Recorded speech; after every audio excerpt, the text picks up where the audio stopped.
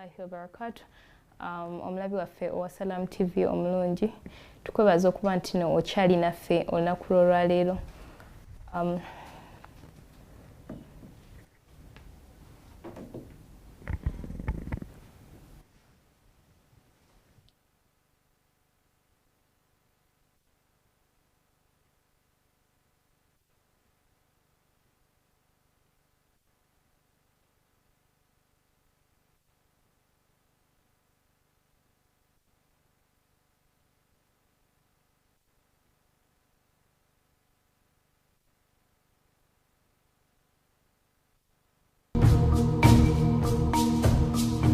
Byange byali bya si byangu ne kusalero nsera si byangu nange neja bampita Sheikh Kalibota.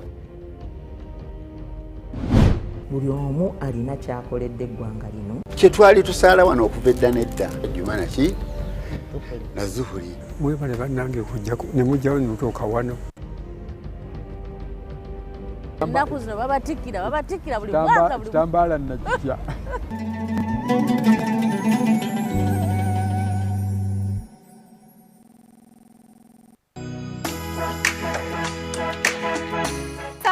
Omuvubuka ali eyo oyagala kumanya top stories eziriko Emirimu, we want jobs.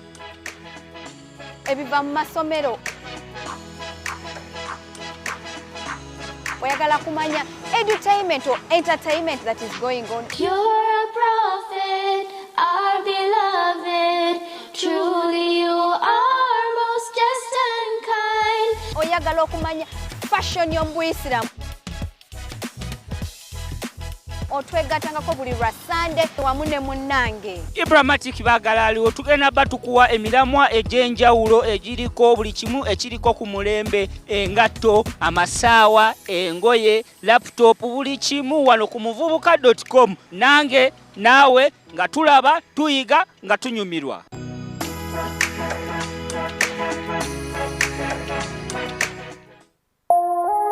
Eno ye Salam TV.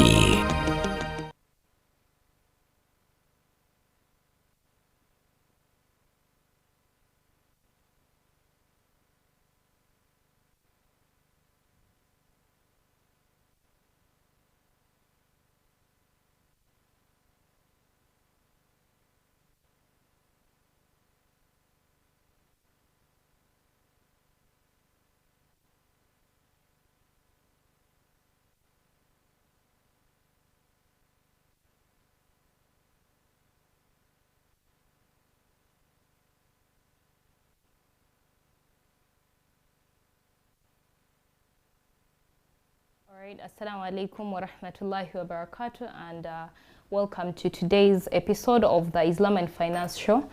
Today we get to delve into the topic of team building, especially as startups or generally as businesses.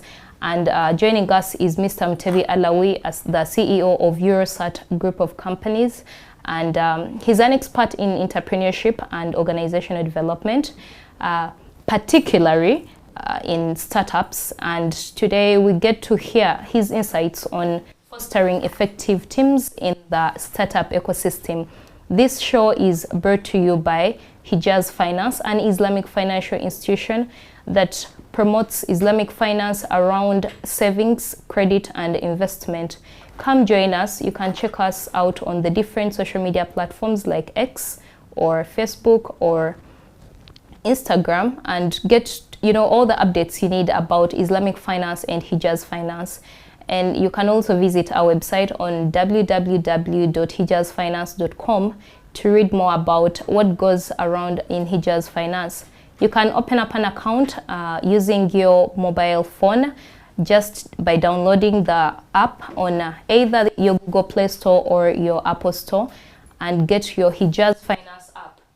You can start saving today, and you can help build a better Islamic financial system or economic system by just being a part of an institution like Hijaz Finance. Without wasting time, Mr. Mtebi, welcome on set. And kindly say your salam, then we'll delve into the topic. Assalamu alaikum wa rahmatullahi wa barakatuh. Alhamdulillah Rabbil Alameen. Thumma salatu wassalam Sayyidina wa Habibana Muhammad sallallahu alayhi wa sallam. Yeah. Alhamdulillah.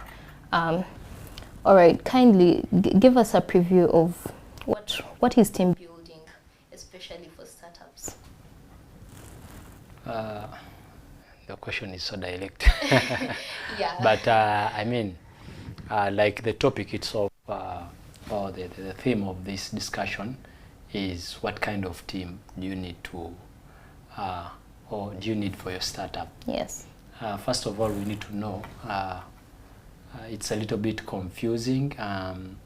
Businesses have different levels of operation. More so in Africa, most of the companies, almost 80% of the companies operate in the startup ecosystem. So you mean even at the startup level, the operation models are different for businesses? Difference because we have different models. I mean, we have different growth rates still at startup.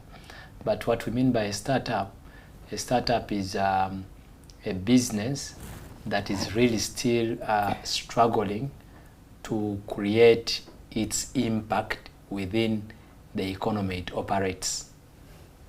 It's still finding it hard to create impact in the economy it operates. What we mean by impact in terms of revenue, in terms of profit, in terms of the infrastructure required, and very many other things that complement, until when it now stabilizes and can operate without a little bit of too much of investment from the outside, or without having very many other investors coming in to bring their money. So you like if a business reaches a point and it can facilitate its own operations, that can we say it's past startup level, or it's at a better state of startup level? Because we assume that if the investment from the outside is little, then that means the business is putting into itself. Yeah, startup is stability. As to get out of the startup level, you need to be stable for quite some good time. Okay. Without any kind of waves in terms of your financial needs, but also making money. So just being stable for 2 or 1 year does not prove you that you are really stable enough. We have seen such big companies that have operated for quite a while, that even when they are not financially doing well, it cannot just lead them into closing just in a few months. Yeah. But for startups, if a startup is not farm well, we expect it to close at any time. Okay, so going back to the main topic of team building and what kind of team you actually need for your startup. Yeah, now I'll talk from a perspective of a fresh startup that is just beginning business. They are trying to find and fine-tune how they are solving a problem. They are trying to work on their product.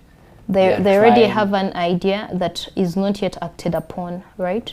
Yeah, but they are trying now to put that kind of idea into something that can really be talked of as a solution that is solving a problem.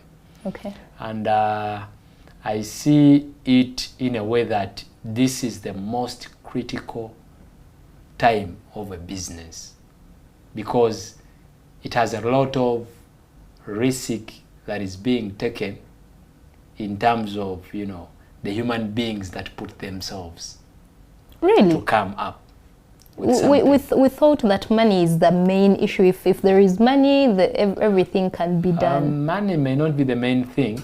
Reason being, at this point in time, the business has no money. Yeah. But the biggest risk we are looking at is that these people are leaving everything else and they are coming to work on this. So it's the most critical thing and the most risky thing a human being can have in terms of development. People would have wish to go and get employment elsewhere, you know, and get paid. Yeah. And they can be good. But they take a decision to now come and start solve a problem. So even when we are looking at a team, we take it as a reseeking team that has come to form up something. Okay. That is one. Two, you know, business is like, we can relate it to marriage. Okay. We cannot have marriage where we don't have partners, a man and a man, and man and a woman, coming together to agree on what to do, to agree on how to develop, to agree on how they are going to live. It's very, very rare to find married people. One is renting in Muyenga and another one is renting in Ntinda, but they are married people, right? Yeah, it's rare. It means they are supposed to work jointly on their living, on their development, and whatever activity is done that is, you know, within the marriage. Within the marriage. Yeah. Even to the extent of things that can be taken as private, these people will always do them. How many people, you know, could ever, you know, a man and a woman can know very many things about each other, which the external world cannot know. So similarly, in a startup team, this is what happens. There is a lot of closure. There is a lot of closure. We actually call it marriage in business. Business marriage. Business marriage. Okay. Because you have got to understand this person from the smallest component of him to the uppermost component of him. Reason being, you are creating this relationship for a longer time. You are sacrificing today that you can have a brighter future. And the future is always not a short time. It's a long time. So is there anybody who would spend millions of money, you know, to marry a wife whom is going to live in just 2 or 3 months or 1 year? No. Definitely no. Yeah. So it comes back here when we are building teams. We actually go ahead and look at the commitment of founders. How best are they committed to the idea? Assuming that the co-founders have now got to know the idea they are working on, the problem they are solving. Yeah. It could be one team member who is founding, building up the initial stages of the idea, but it does not mean that it is a complete idea. Yeah, that everything falls on the founder. There is a lot that is required to complement it. So that's why we say he's a founder, but he's supposed, or he should be able to have other co-founders coming on board. Why we call them co-founders?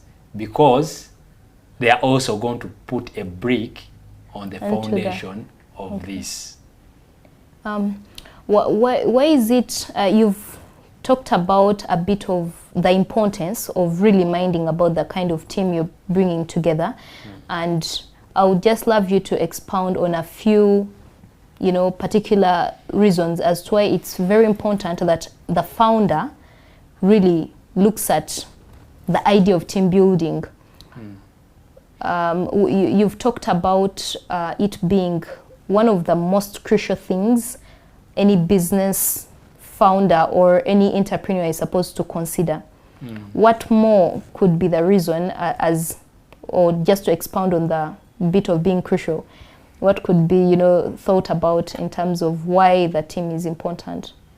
Perfect. That's what I wanted to bring up as I made my build up. Yeah. Now, why these business founders need co-founders, even at an early stage? We are going to look at a few things. One is we cannot do it all. You cannot do it all alone. But you know, we are striving for independence. You know, we are striving for... Having co-founders does not take it away from being independent as a person. Okay. But for a business to thrive, you can't do it alone. Why you can't do it alone is because, one, you have limited skills, you have limited time, you have limited energy. Maybe sometimes you don't look at the energy. Yeah. Yeah. Many founders think they can't do it. Yeah, we have all the time and... But you can't do it for 2 years, 3 years. Shall you sustain after the 3 years? Or when you are burn out, the business is also burn out. So this is why we say you can't do it all. Remember, you're a human being. You have life, you have responsibility, you have families, or you have friends and whatsoever.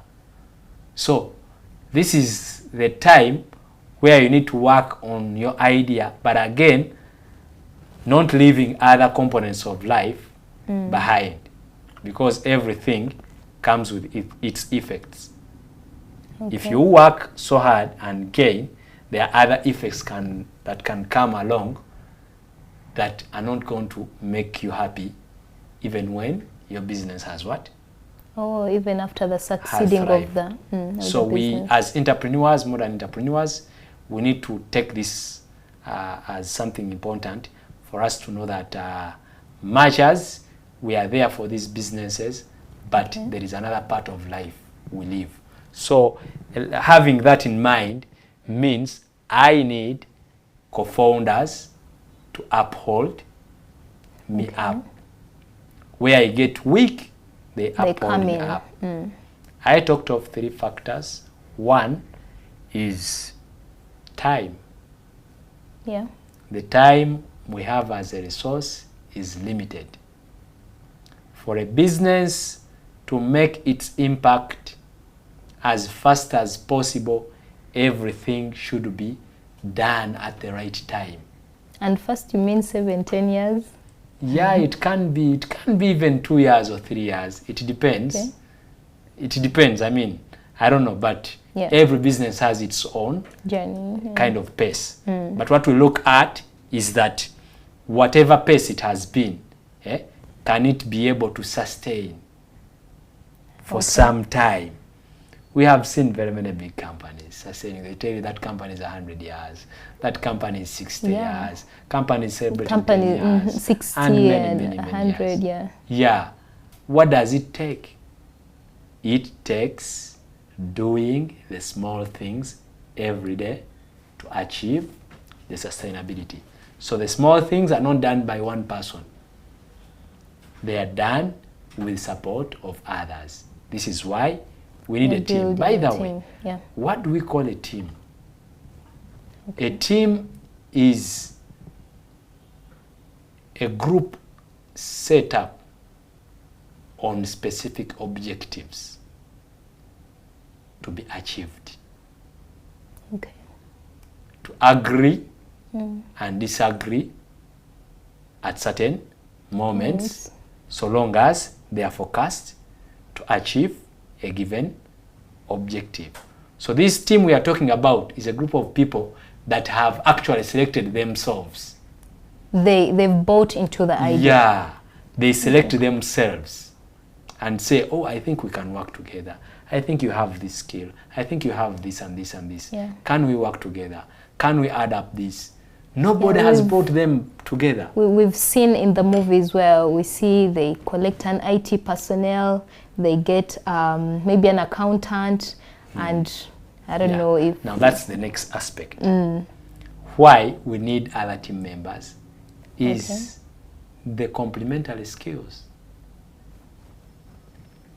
I'm an IT person. I mean, I understand IT processes. I understand interpreting IT concepts into business aspect, but I'm not an accountant.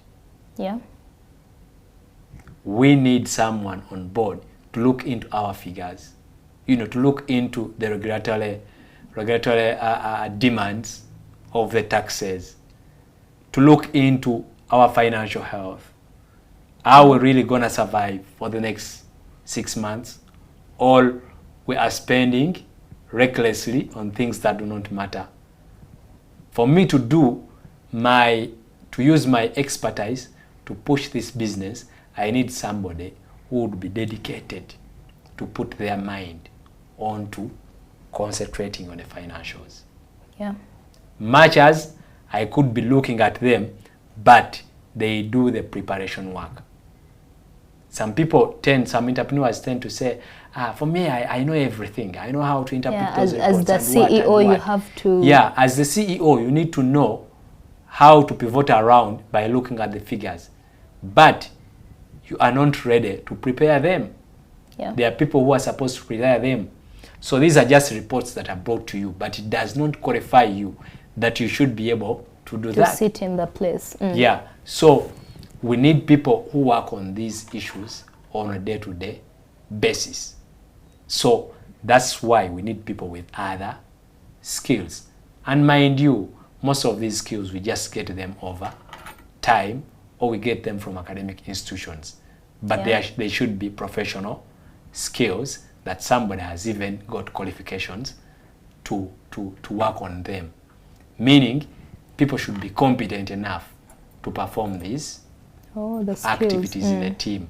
So it's not something that is worth it maybe to bring somebody who is from your mother's art and drama, because somebody has studied art and drama, he has a degree, and then now this one should be our accountant. He can't be our accountant. Yeah. Accountants have got standards. Accountants have got, the qualifications and professional certifications. So we want to see the competence and the skills, the competences matching with the academic excellence and the skills they have. Not just, having team members, but these people should be qualified and competent. Also, so that is one aspect a founder can look at if in case they are choosing a team member. Yeah, they should look at the profession, achievements, the skills, but also the competences. Somebody might be qualified in terms of academics, and he has some basic skills, but not competent enough to work in your company. He could be qualified to work in, to be working under, a structured environment where everything was just organized by those who came before. Yeah. But now when you bring him in a startup is a place where we just design every process of how we are going to operate. We don't have much in place. Actually, we design our own operating system. Every startup designs its operating system on how it is going to work. And this is done by the founding team. So what I've picked from your conversation is the other aspect someone or a founder can also look at is how suitable are the founders or the co-founders in, just staying around a baby. Because now this business is a baby, startup level is baby level. How competent are they to stay around and make it grow? Yeah. Even after they have the skills, maybe they've been experienced from somewhere else. Yeah, remember our first point was commitment. Okay. And we gave an example of, like you see, marriage. Yeah. Somebody commits a lot of millions of money to marry someone. Because of the commitment they have shown, they think they are going to have this life for a longer time, or even for their lifetime. Yeah. That's why there is that kind of investment. Now, the same applies to business startups. Okay. Why we brought commitment first? Commitment is entirely in a number of things. Yeah. And one of them we talked about was time. Are they ready people to are give in committing the time? Are people ready to give in time? We have sat with certain entrepreneurs. He says, You see, they have called me to be part of this team, but I mean, they don't need me every time. You know, they just need me to come and discuss some few things there. That's all they need from me. And who tells you that?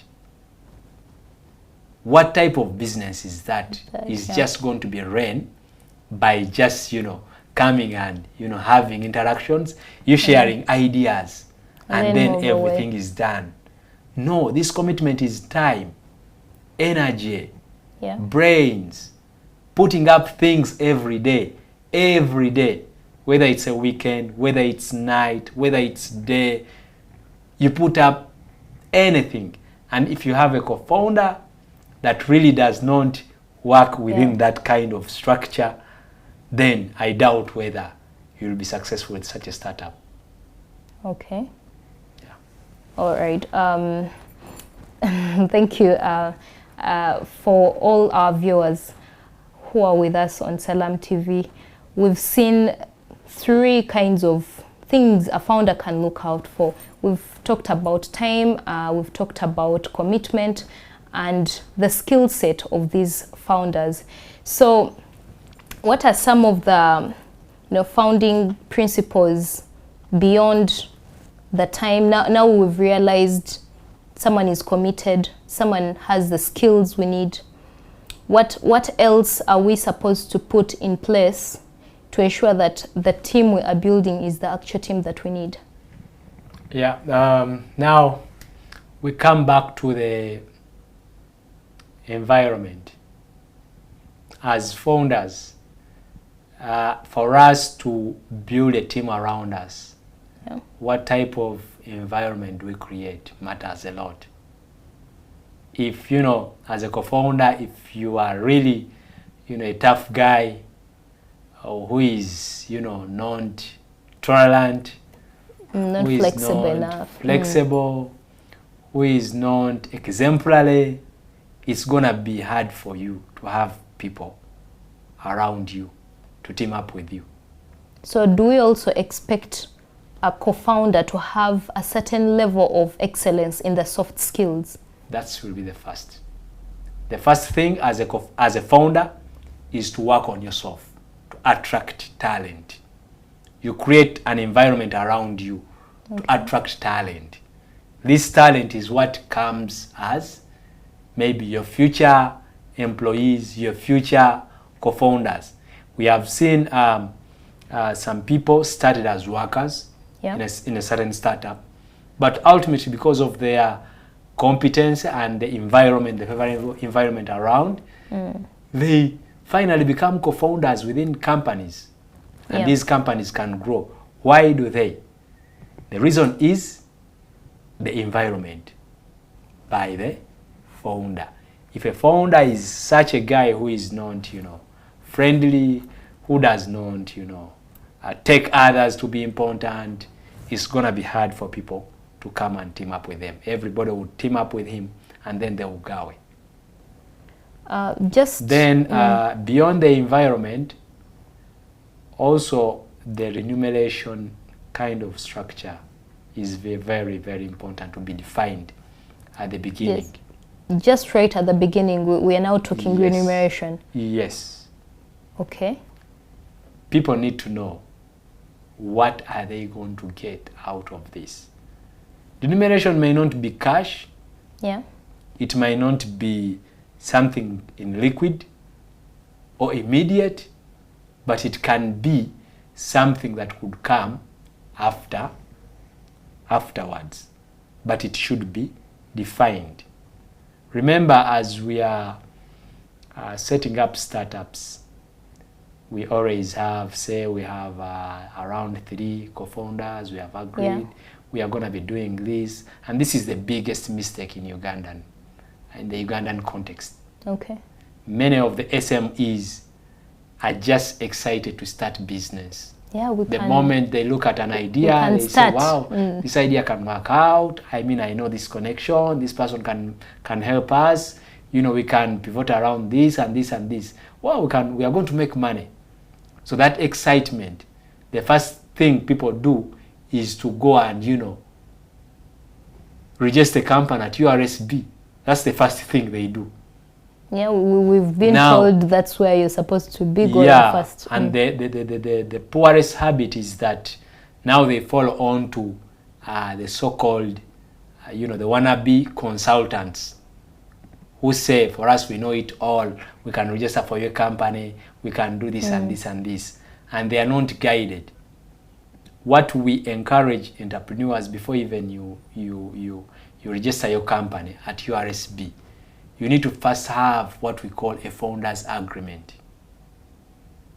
What does it have? What does it entail? Yeah, a founder's agreement is going to describe what is your relationship as the founding team.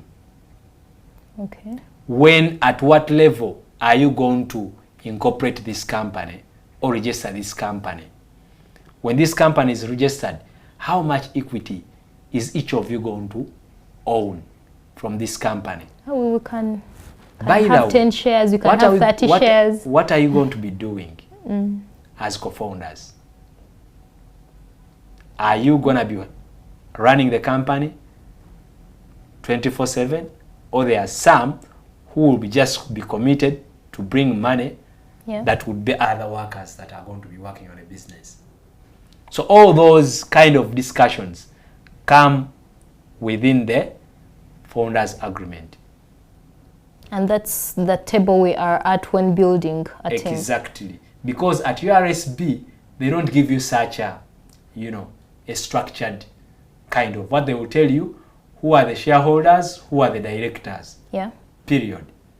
This business can have shareholders, it can have directors. Shareholders could just come and buy in, they make their money, come if somebody says, me, I'm going to put in 10 million, but I'm not going to commit my time to sit here. Yeah. So let them come as shareholders. So in your shareholders agreement, you clearly put up that. Okay. Then people who are going to risk themselves to run this company are going to be the directors. But again, how are they accountable? So you make sure all that is detailed. But place. It is unfortunate that in Uganda, that's why we are seeing very many companies, having a lot of confusion around at a startup level. Oh, that's very unfortunate. Now, when we go back to one of our core values as Muslims, we are building a team for a business, but the founders are Muslims and they value Islam as one of their guiding principles in whichever they do. What are things the founder is supposed to look at in the context of Islam that is going to be very crucial in team building at a startup level? Yeah. As Muslims, Allah subhanahu wa ta'ala has built a very good environment for us to actually define us, who we are. Allah tells us in many ayahs of the Quran that indeed believers are brothers to each what? To each other. To each other. Yeah. Then Allah subhanahu wa ta'ala tells us in another section where he says that every Muslim is a brother to another Muslim. Yeah. Those words, brother, brother, brother, are not just merely passed on a tongue. Yeah. They mean these people are there for each other, even at a point when they feel it is not necessary. They would have been selfish. One of the stories during the Prophet's time, when the Meccans had put the Muslims onto social boycott, and the Sahabas were dying of hunger and thirsty. One of the Sahabas found himself with some little water, and this little water, when he saw it, he saw that the Sahaba who was near him felt so thirsty than him. Was in more need of the water than he was. Him. Yeah. He transferred the water to him. it is said that there were around 4, but all of them transferred it until to the last one who was already dead. And now the one who wanted to transfer it also died in the process of transferring it, because they understood what brotherhood meant. I would like to bring this concept in business. If you really don't take someone as your brother, it doesn't have to be blood. It doesn't have to be blood. I don't think you can do business with them. I don't think you can do business with them, because in a startup, it is something that has a lot of sacrifice. And this sacrifice is based on sincerity and fairness. Yeah.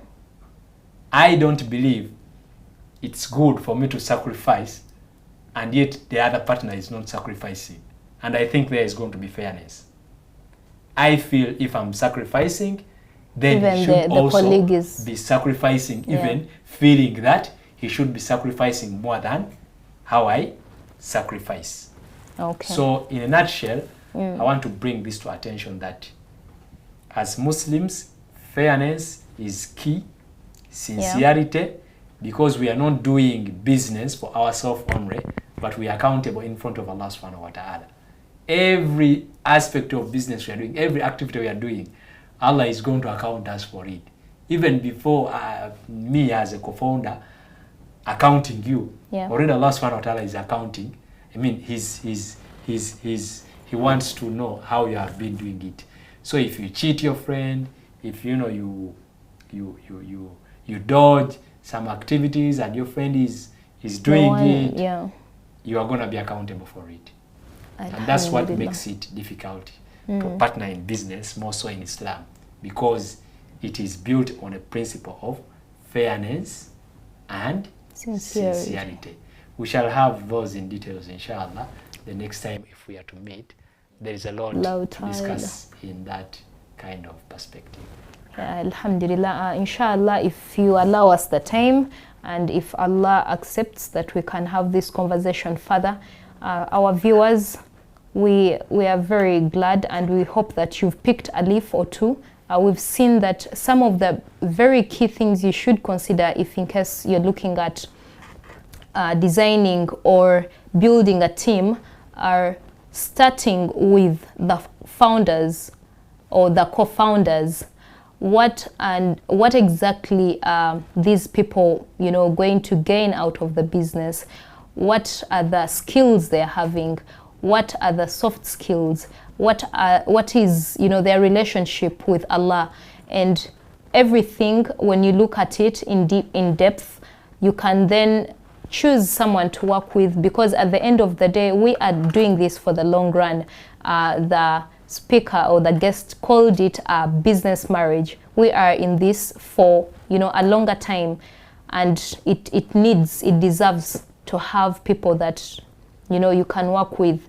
He said something about brotherhood as Muslims, and even if you're having someone else who is not a Muslim, still we expect a sense of brotherhoodness as you're choosing the people you're going to work with. Thank you for watching the show. We are brought to you by Hijaz Finance, and at Hijaz Finance we do savings, credit and investment. Come check us out on Conrad. We are at Conrad Plaza along Nasser Road, and let us have more of these conversations, especially in regards to Islam and finance. Kindly say your last salam, and inshallah. Dear viewers, alhamdulillah for this moment of this show.